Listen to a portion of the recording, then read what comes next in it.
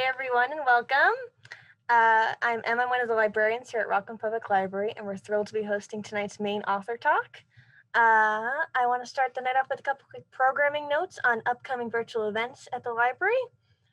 Next week on June 10th, classical guitarist Carlos Pavan will be giving a virtual performance, and the following week on June 17th, we'll be showing a virtual screening of The Infiltrators, a documentary from POV by PBS.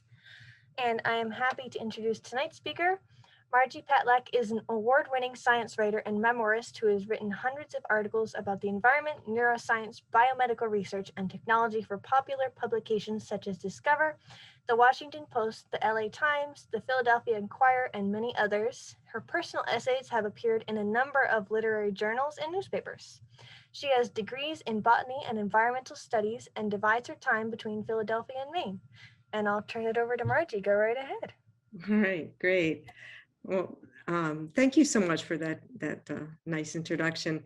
And thanks to all of you who are tuning in tonight. I know a lot of us are kind of zoomed out at this point in the pandemic, so I really appreciate you being there, especially since the whole time I was writing my book, I felt like I was having a one-sided conversation. So it's nice to finally have people that can complete the conversation, and I look forward to your questions and comments after my talk. I thought what I'd do tonight is tell you how I came to write More Than Meets the Eye, and how it came to be a book that I didn't originally intend it to be. And then I'll talk a little bit about how the book is organized into various sections and what I strive to accomplish with each section. And sprinkled throughout, I'll read you excerpts from the book so you can get a better sense of the writing in it. Okay, so I started writing More Than Meets the Eye more than 10 years ago when my husband Frank and I bought a place on the bay in the Squirrel Peninsula in Maine. Prior to that time, we spent decades doing the usual progression that people who buy places in Maine for the summer do, which is to progress from tenting to renting to buying. And so I was thrilled, of course, when we finally bought our place in Maine. And what drew us to Maine in specific was that I had all these wonderful childhood memories of spending summers on Mount Desert Island while my dad worked at the Mount Desert Island Biological Lab.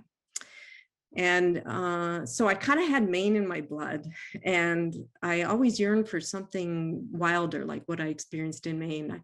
I wanted the beaches to be rockier and the mountains to be taller and the forests to be vaster. And I wanted to swim in a bay or a pond instead of in a lap lane in a pool. So, you know, it was like a dream come true when we finally got our place in Maine. And I immediately wanted to learn more about the natural environment around me. I'm kind of a perpetually curious person. I'm always got questions that I want answered. And so I had, you know, various questions when we started spending our summers and then our summers and falls in Maine. Questions like, you know, how come I see all these dark clouds on the horizon in the bay, but we never seem to get rain from them? And if moose are supposed to be so darn big and so prevalent in our forest, how come I never see them? And what happens to all the animals in Maine in the winter when it's so cold and frozen? So I personally find that the best way to learn about something new is to research and write about it. And I have more than 20 years experience doing that as a science writer who wrote newspaper and magazine articles about biomedical research and other topics, as Em mentioned.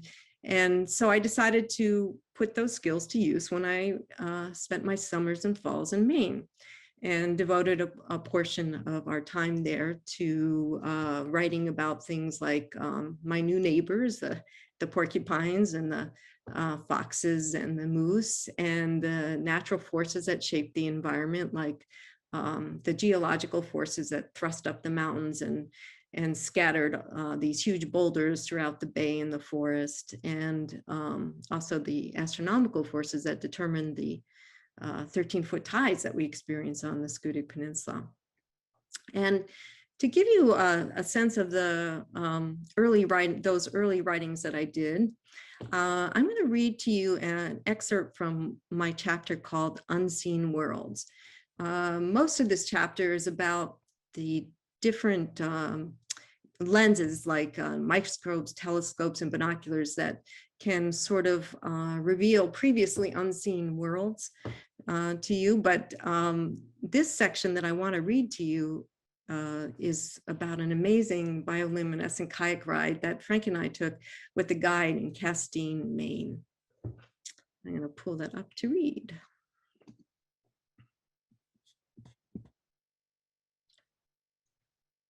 Karen, our tour guide for our night kayak ride in Castine, Maine, is a fit woman with a long black French braid just starting to go gray. While we sign release forms in her cedar shack office, she enchants us with luminous tales. One time I went swimming at night and each step into the water created saucers of light around my feet, she tells Frank and me, another couple and two young women. Just the movement of your paddle in the water will create sparks. Sparks in water? Surely fire cannot exist within water. She explains that many dinoflagellates, those ovoid creatures with tails zipping around under my microscope like circus clowns, have an enzyme that makes a phosphorescent glow. It is the same enzyme that makes fireflies light up. Karen tells us you can see a lot of bioluminescence in the nutrient-rich portions of the bay in Castine we'll be exploring, but it's also common in most oceans and bays. Of course, it changes day to day. Sometimes we see a lot of bioluminescence, and some nights we don't see much of anything, Karen says. We walk over to the dock where she outfits each kayak we're about to use with a tiny red light, equips us with life jackets, a whistle, and paddle, and explains how to maneuver the kayak and what to do if it capsizes. By the time Frank and I enter our double kayak, the sun has set and a few stars and the planet Venus start to surface in the sky. We set out of the harbor, dodging pleasure boats anchored in the water. The bay is so calm, it mirrors the stars emerging in the sky above, enveloping us in a sparkling vastness. Once away from the lights on the dock, it becomes so dark, only the rough outlines of the other kayaks and red lights that dot their helms can be seen. But we can hear Karen, who maintains a banter to reassure us. I've had lots of scientists go on this kayak tour, including a marine biologist who told me nobody really knows why there's bioluminescence in the ocean. They all have their theories. Some say the plankton will do it to startle their predators or to make visible the bigger critters trying to eat them, who will then be seen and eaten by even bigger fish. But no one really knows. The water is calm, and there is a still coolness in the air that makes me thankful I had worn my sweatshirt. Frank and I continue to paddle, but no sparks emerge. Could we be kayaking on one of those nights when the bioluminescence is bland? One time I had a Mars geologist, Karen continues. He's one of those guys who controls the exploring robot on Mars. This reminds me of the oceanographer Robert Ballard, who discovered the sunken Titanic and once commented that half of the United States lies underwater, but we have better maps of Mars than we do the underwater real estate in our own country. Another oceanographer, Sylvia Earle, pleads that we do more exploring of the ocean, 95% of it which we have yet to see, which is surprising given that nearly all of the living space in our planet is in the ocean, according to the marine biologist Edith Witter. She also pointed out that it's not just microscopic plankton, but most animals in the sea that emit light. Consequently, the ocean is a magical place filled with breathtaking light shows and bizarre and wondrous creatures, alien life forms you don't even have to travel to another planet to see, she said. There's no moon, and we're traveling at a steady clip, despite the fact that it is pitch black. I can't see the other kayakers, just their tiny red boat lights. These lights on Karen's kayak keep us on course, as well as her instructions. She guides us to a narrow, shallow stretch of the bay where the phosphorescent plankton is supposed to be especially prevalent. But her general directions do little to calm my nervousness due to night blindness. Keep to the left here, or you might hit a rock, she calls out, and Frank adjusts his steering, narrowly missing a boulder, making me shudder. Be careful, the bay is shallow here because of a sandbar, she says a little later, and I imagine us getting stuck. How can you be careful when you can't see anything? But then I see them. Lighting the commotion of our motion, sparks swirl off our paddles like dozens of shooting stars. I put my hand into the water and catch a few of the dancing lights. Oh, wow, I said, I didn't expect them to be so big. Yeah, they clump together, Karen says, maybe because of the silt in the water. And if you see larger circles of light, they're probably copepods, tiny bioluminescent crustaceans. The fish that eat them collect their light in their gills, and then they start to glow. I stop paddling and put my hand in the water as Frank continues to propel us forward. Each finger sends off a stream of sparkles akin to the glitter given off by Tinkerbell flying or the Good Witch of the North's magic wand. We have been transported to another world. It's as if they wanted to lure the enchanted observer into a realm of fairies, one person wrote about his own encounter with phosphorescent creatures in the sea in a letter from 1853. I certainly am enchanted and back paddle to splash harder and spark more of these fireflies of the sea. But Frank starts to complain that I'm slowing us down and we're too far behind the group. So I compromise, submerging a few fingers, mesmerized by the trail of light that follows them. We catch up with Karen, who guides us back to the pier. It's quiet and dark except for a bar called Dennett's. After we pull the kayaks up onto the dock and before returning our equipment, Karen asks us for feedback. So what'd you think, guys? Was it what you expected? It was more than I expected, I say. And one of the young women adds, we saw things out there that most people will never see. I know what you mean, Karen responded. One night, I was the only one out kayaking the bay. Not only were there lots of stars and bioluminescence, but the northern lights were dancing across the sky. But everyone was drinking inside Dennett's bar and missed it all. I wanted to shout to them, come out and see this, guys. You're missing the greatest show on earth. A few days after the kayak tour, I tell my friend Art about our astonishing encounter with bioluminescent plankton. Art is a lobster man who fishes in our bay much of the year. Oh yeah, I see those sparks in the water every time I oar back from my boat if it's late and already dark. I see it all the time. He sees it all the time in our bay. What else am I missing? Okay. One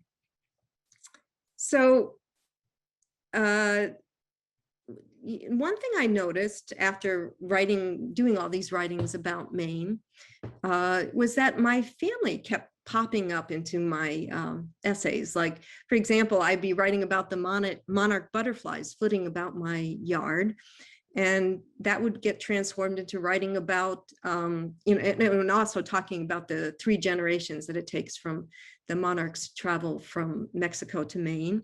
And that got transformed into writing about what got passed on in my own family from generation to generation, and the limits of what can be achieved in a single lifetime. And when I was writing about the tides and how they shape our activities here in the Squirrel Peninsula, that got transformed into the sort of fleeting nature of time and the especially ephemeral nature of raising a child, in specific my son Jake. It was peculiar the way my family kept on popping up like uninvited guests who suddenly show up at the doorstep. And I wasn't really understanding why until I was asked to do a writing at for my writers group back in Philadelphia. So when we weren't spending our summers and falls, we were back in Philadelphia, and I was part of this writers group in a suburb there. And the leader of the group had, after reading several of my writings, suggested that maybe I should pull it together into some sort of a book. And she suggested, to get a better sense of what the book's focus could be, that I write an introduction for it. So I did that. And this introduction actually became the prologue of my book. And I was totally surprised by what came out. And that's going to be the next thing I'm going to share with you.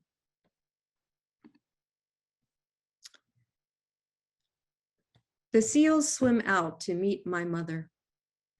We are gathered on the weathered gray dock of a rented Maine house, a simple cedar log cabin surrounded by forest, much like many of the cottages we stayed in during summer while my father worked at a nearby biology research lab. Sunlight glints on the water and a cool breeze wafts the distinctive aroma of the rocky coast, a pungent combination of earthy spiciness of fir, pine, and spruce trees, and the fishy smells of seaweed, mussels, and cobbles soaked in brine. Although my mother grew up in an apartment building in Chicago and lived most of her life tied to the asphalt of various cities, she always loved the summers we spent on the sparsely populated Mount Desert Island in Maine. She took us blueberry picking on the boulder-strewn hill near the lab, frog hunting at the local pond, and clam digging on the bay at low tide. My mom loved looking out at all the beauty by the water, the bay framed by wind-sculpted silhouettes of the trees like those in Japanese paintings.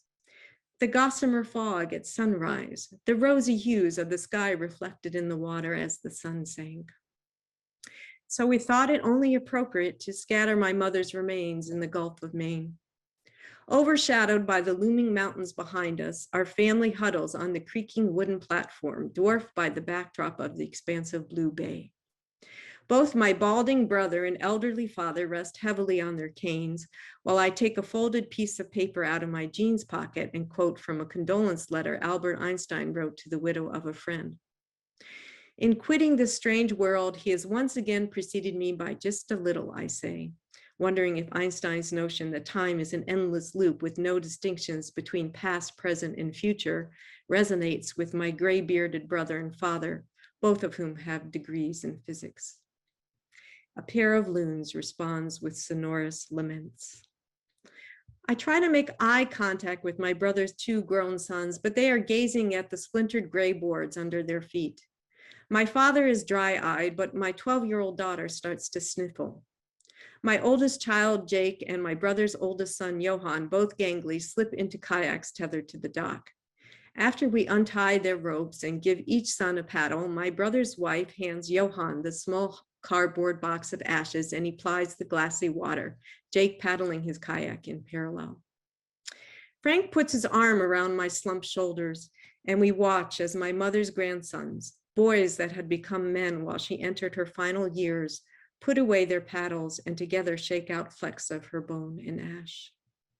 How could my mother, whose caramel eyes reflected delight in my every achievement, an angry outburst made me cower in my bedroom, be reduced to that small package of dust? While the gray powder falls into the water, it sinks in that I am truly a motherless child. But I wrestle with that biblical notion of ashes to ashes. Surely something remains. While the last bits of my mother slip into the sea, a few curious seals swim over to see what is falling into their waters. A beautiful swirling dance ensues as their swimming heads engrave the calm water with V's that eventually merge with the kayak's wakes.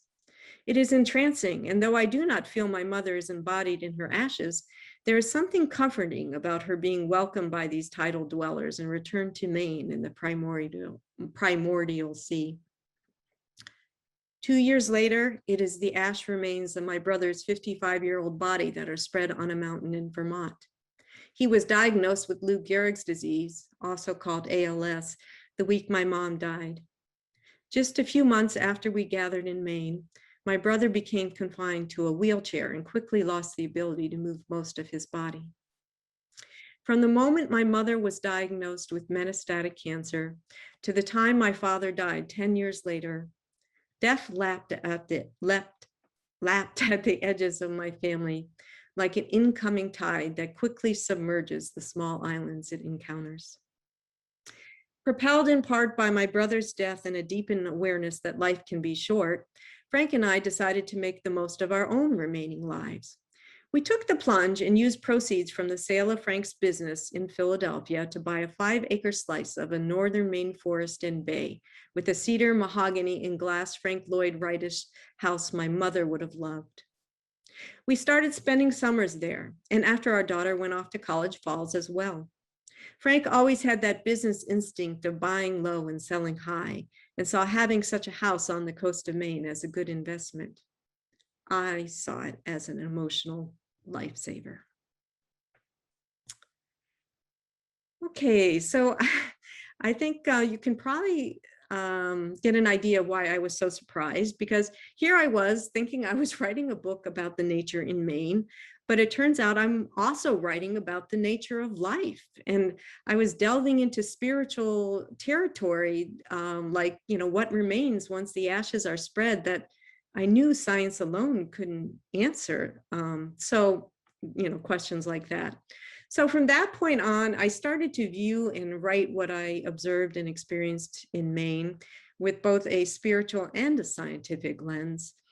And I pretty much committed at that point to pulling together what I had into a book and trying to get it published, because I sensed that what I was learning from dealing with my own family losses might be helpful to other people who are also dealing with loss.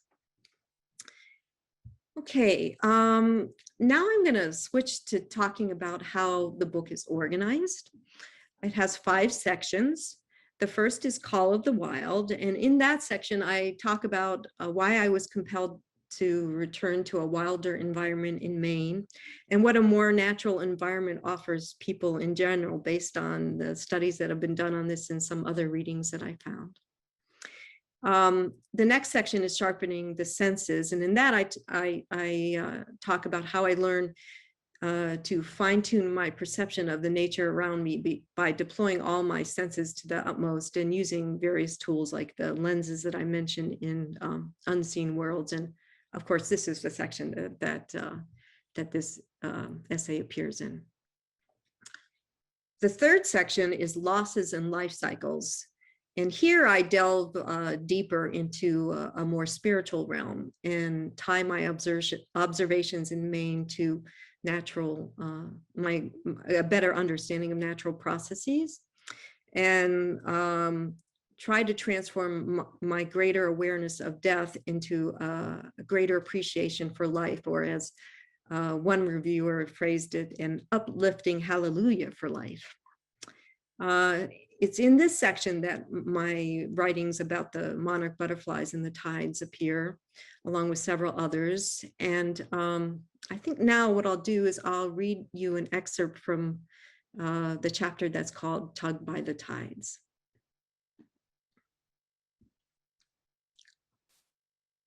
Instead of fighting the tides, you learn to bend to their rhythm when you're in Maine, to follow that pull of the moon. As soon as the tide ebbs, it starts to flow again. 6 hours later, the islands return or are completely submerged by water. And there is a new seascape with its own fleeting opportunities for exploration. At high tide, you can easily push a kayak into the water and meander the water waves carved in nearby marshes. But you must gauge time carefully. If you return too long past high tide, you won't be able to paddle up to shore, and instead will have to carry your kayak over slippery rocks. High tide is the best time to swim in the bay, because then water fills it to the brim and there's no need to clamber over the cobbles to reach it. A swim is especially inviting when high tide occurs in the late afternoon. Then rocks and boulders bathing in the sun all day impart some warmth to the water. One friend enjoyed a high tide swim at 4 p.m. the day she arrived at our Maine abode. "This was wonderfully refreshing," she said as she wrung water from her long hair and shook it out of her ears. "Let's swim every afternoon at this time when I'm here." But each day, the times of high and low tide changed by almost an hour because of the rotation of the moon around the earth. Her eyes widened when I told her that at 4 p.m. the next day, we would have to hike out to the water to swim, because high tide wouldn't come until around 5. The constantly changing tides were also an eye-opener to me when I started spending summers in Maine. Back in Philadelphia, I normally divided up my day according to the unvarying hours of the clock. I breakfasted and read the newspaper from 7 to 9 a.m., wrote from 9 to 5 p.m., made and ate dinner from 5 to 7 p.m., and pursued various relaxing activities until I fell asleep. But once in Maine, it became necessary to observe the tidal clock. Here, you must follow the moon. To go swimming or kayaking, I have to stop working at high tide. To collect sea glass or explore the islands, I need to close my computer at low tide. Like King Canute, I am ruled by the immense uncontrollable power of the tides, and I try to match my rhythms of work and play with the ebb and flow of water that follows the moon. This way of marking time makes me more aware of time passing and the need to make the most of every moment. Yet I also recognize that the tides won't care whether I make it to the islands or to the celery-colored grasses of the marshes. They will come and go, spread out and suck in, keeping the planetary breathing rhythm, the endless time clock. For as the poet Mary Oliver noted, in water that departs forever and forever returns, we experience eternity. Nature will go on without me, which somehow is comforting. Okay, moving on to the fourth section of my book. This one is called Out of Eden, and it's in this section that I explore my proper place in the natural environment, given that we live in an era where human activity has altered the natural landscape so much and created so much pollution. So, for example, I have one chapter in this section that where I wrestle with how much I should control the pesky porcupines that are eating up my garden. And another chapter where I describe the shoreline cleanups that we do here on the peninsula to get rid of all the plastic debris and other trash that piles up on our shores. And to give you a sense of this section, I'm going to read a portion of a chapter called Out of Place. And rather than tell you what it's about, I'll just read you the opening section. We've been invaded. First, it was the mice that broke into our main house over the winter and presented us with a house full of droppings when we returned in the spring. Then it was the large black ants that paraded down our rafters carrying hundreds of white eggs that they scattered all over the floor along with the sawdust they created. The next day, we discovered a large pool of urine from some unknown animal left next to our welcome mat on the deck, presumably in an attempt to mark its territory. But the latest invasion is even more unsettling. Pulling out of the driveway, I hear the unmistakable sounds of a scurrying animal inside my car. I panic. Here I am, a nature lover who seeks out all sorts of encounters with wildlife in the great outdoors. I will crouch in one position for long periods of time while mosquitoes feast on all exposed body parts just to get a flash of fluorescent orange from a warbler flitting about a pine tree. One early morning when fog blurred the far edges of a bog and dangled water drops like jewels on a filigree of brush, I stayed motionless despite my aching back so I wouldn't blow my chances at seeing a moose. Stumbling upon a garter snake another time in the garden, I relished the sighting and continued to pull weeds alongside it despite a genetic inheritance that should make me afraid of such sinuous encounters. But yet the thought of meeting up with an unexpected visitor inside my Toyota makes me squeamish. Bursting out of the car, I yell for Frank to do some wildlife exploring within it. He soon discovers the rustling is coming from a red squirrel scampering among empty grocery bags in the back seat. Opening both back doors, he shoos it out, but while driving, I worry another animal might appear suddenly and a pop goes the weasel away.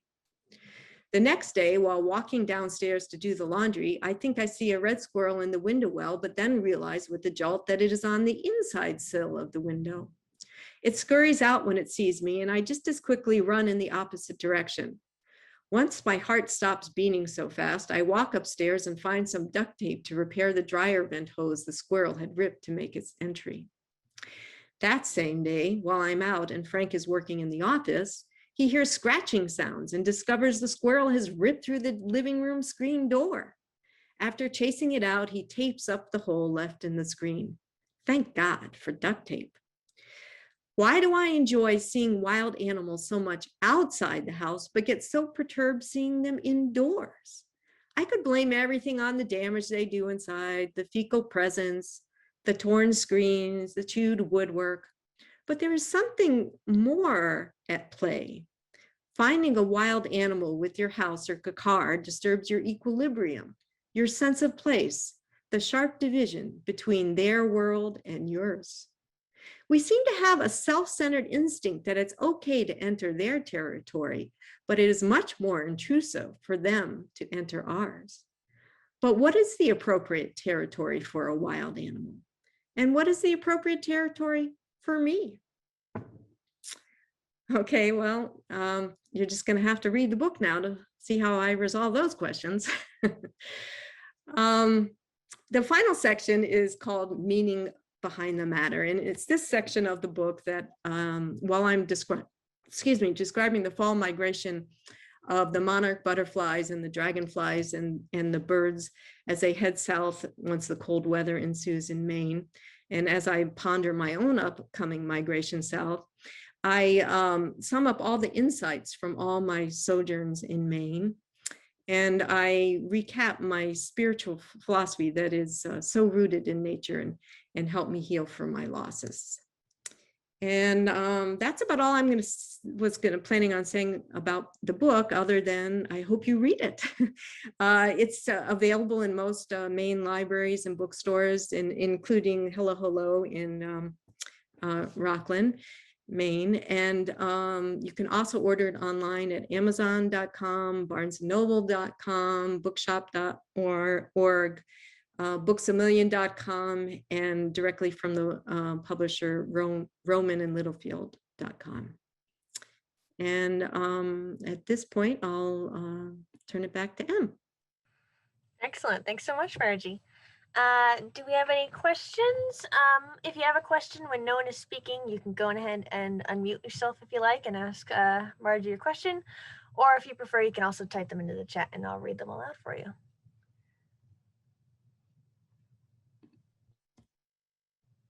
Oh, Linda asks in the chat, does Margie have any book talks planned for this summer?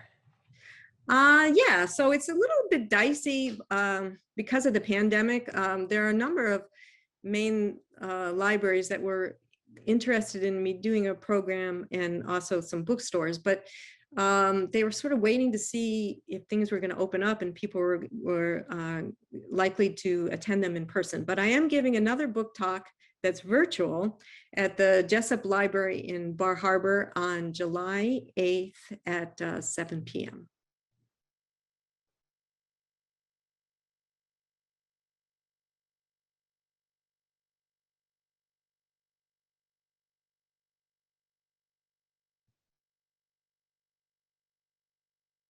Any other questions? Linda also asks, is there's a website that you can direct them to? Oh, for the book talk, or yeah, if you go on the Jessup Library in Bar Harbor, Maine, you'll see the I think you have to go under events and then you'll find the link to it. I see, I think it's Lynn in the chat. How will you move on to another project after this book? What's next for you? Well, right now I've been working on a bunch of things, several short essays that are on a range of topics, some of which have been published in literary journals, and you can find them on my website.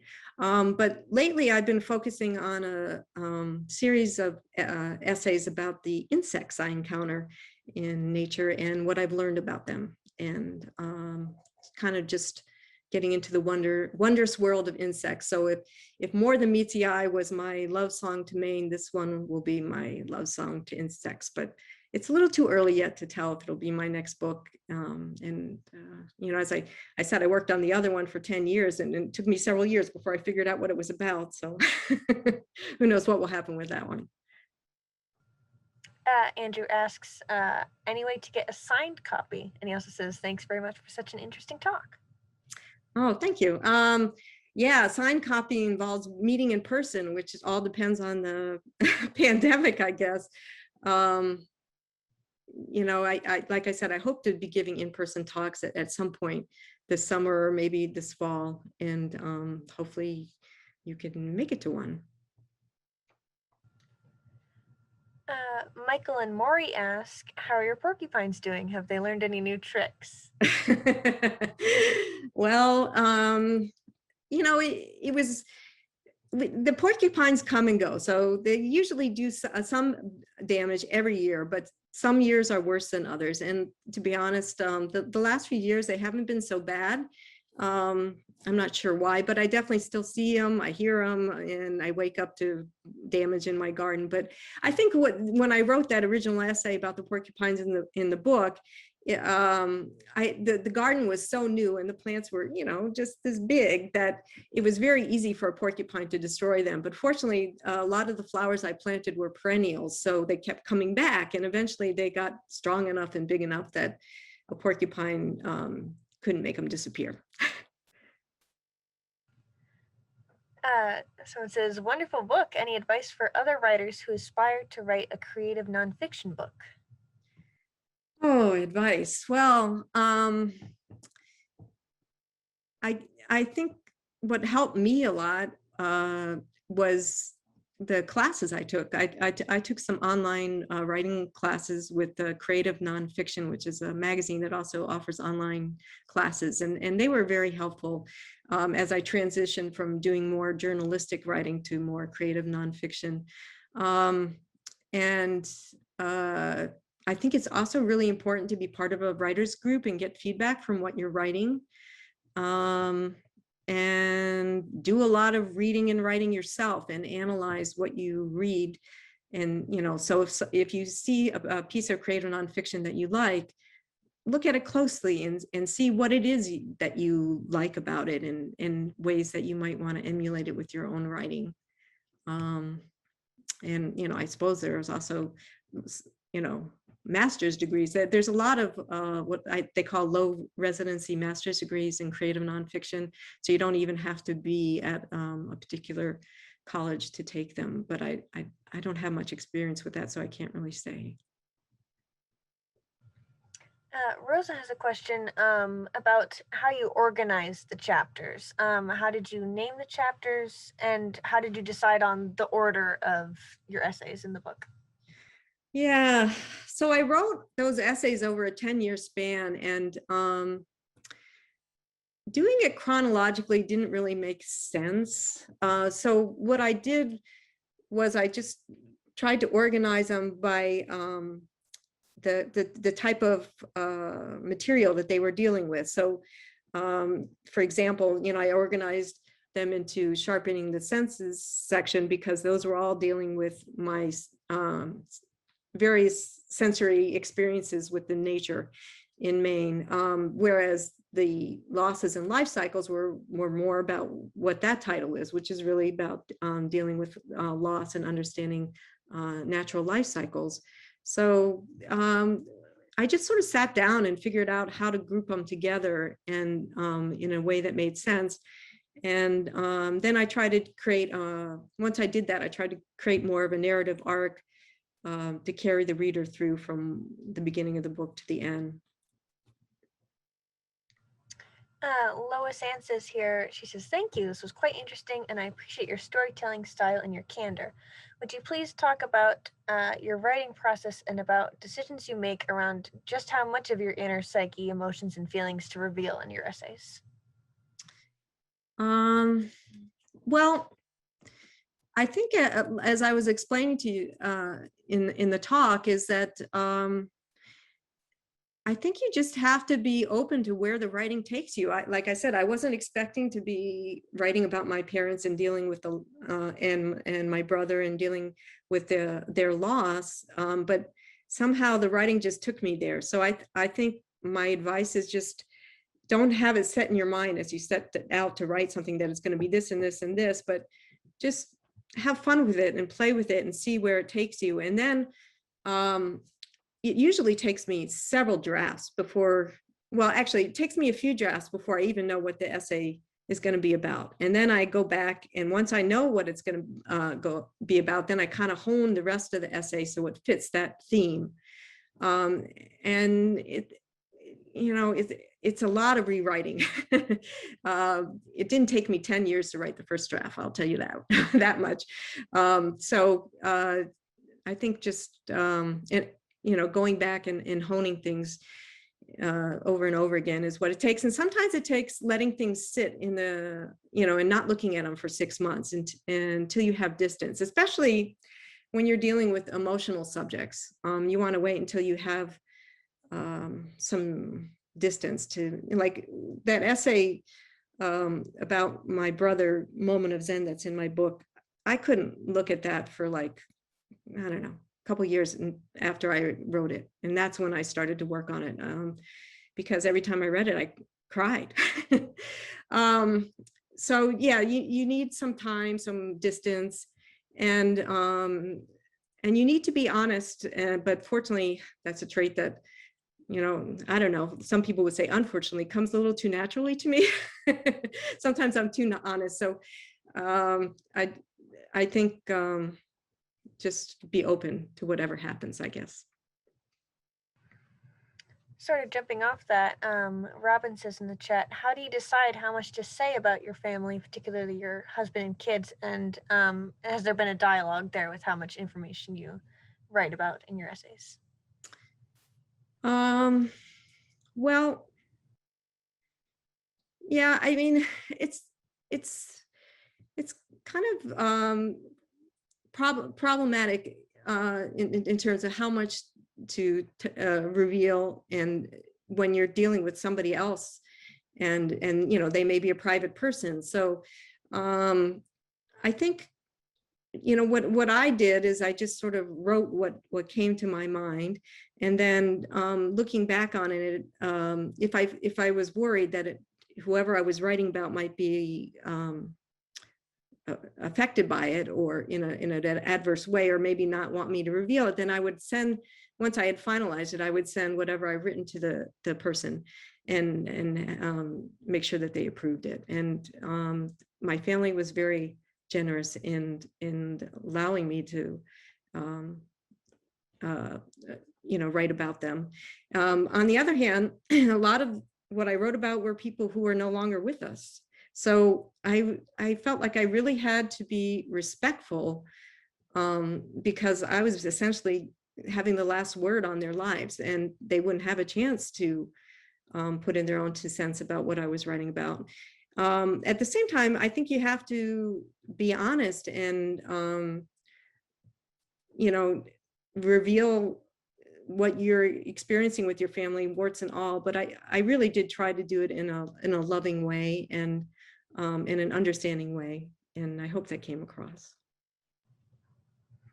Lynn asks, how do you discipline yourself to write every day, especially these days when everyone is at home? And Robin also asks, sort of tied to that, do you keep a journal? Yeah, I do keep a journal. And my morning ritual when I'm in Maine is to just go sit down down by the bay with a cup of coffee and binoculars, of course, and write about whatever I'm seeing or thinking or experiencing, just sort of freehand. But a lot of that, it's not like I take journal entries and that's what I transform into my writing. It's more a way, those are sort of like little scattered notes that I take. And then if I see a topic sort of gelling because of all these things that I've noticed and written in my journal, then I'll start to actually write about it. And the writing for that is much different, because then I've got a reader in mind, and I want to make sure I explain things well, and I have a focus, etc. In terms of disciplining, I have no trouble disciplining myself to write, because it's my favorite activity in the world. I mean, I love to play with words. I just I enjoy everything about the writing process, from the first sentences that I write down on the page to the numerous rewrites. So if anything, I have a hard time disciplining myself to do the dishes instead of my writing. Excellent. Any last questions?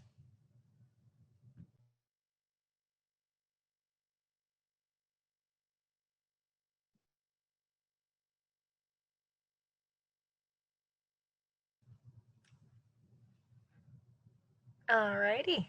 If no one else has a question, I think that'll do it for tonight. Thank you so much to everyone for joining. Thank you so much to Margie for a really wonderful talk. And have a good night, everyone.